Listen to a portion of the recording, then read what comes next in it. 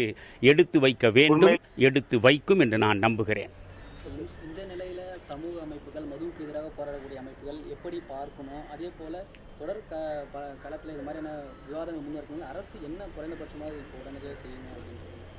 தமிழகத்திலே இருக்கக்கூடிய மிகப்பெரிய குறை என்பதே எந்த ஒரு மக்கள் நலன் சார்ந்த பிரச்சனையிலும் அரசியல் கட்சிகள் அனைத்தும் ஒன்றுபட்டு ஒரு களத்தில் நின்று ஒரே குரலாக ஒலிப்பது கிடையாது.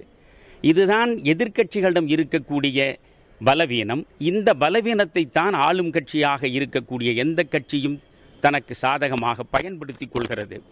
இப்பொழுது மருத்துவர் ராமதாஸ் அவர்கள் 30 ஆண்டுகளுக்கு மேல் இந்த மதுவுக்கு எதிராக குரல் கொடுத்து கொண்டிருப்பவர். வைகோ அவர்கள் 1500 கிலோமீட்டருக்கு மேல் கால்கள் கொப்பளிக்க மதுக்கடைகளுக்கு எதிராக பாத யாத்திரை மேற்கொண்டவர்.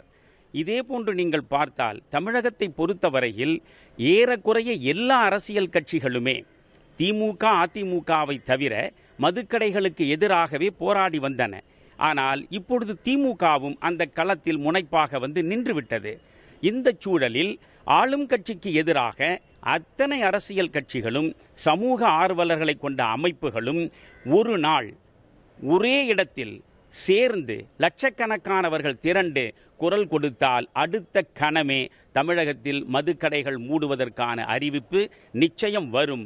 எனவே மதுக்கடைகள் மூடப்படுவதும் படிப்படியாக மதுவின் பிடியிலே இருந்து தமிழகம் விடுபடுவதும் ஜெயலலிதாவின் கையிலே இருக்கிறது என்பதை விட எதிர்க்கட்சிகளினுடைய சமூக ஆர்வலர்கள் அமைப்புகளுடைய ஒற்றுமையிலே இருக்கிறது என்றுதான் நான் நம்புகிறேன். மகிழ்ச்சியா?